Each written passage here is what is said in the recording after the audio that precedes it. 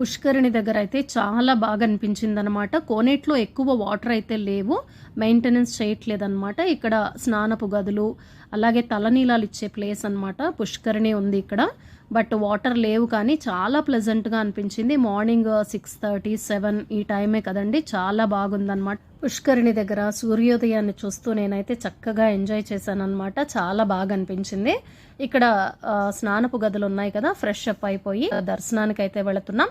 దర్శనానికి వెళ్ళేటప్పుడు మనకి ఇక్కడ పుష్కరిణి దగ్గరే మనకి బేడి ఆంజనేయ స్వామి టెంపుల్ ఉంటుంది. మీరు కనుక వెళ్ళినప్పుడు బేడి ఆంజనేయ స్వామి టెంపుల్ని కూడా దర్శనం చేసుకోండి.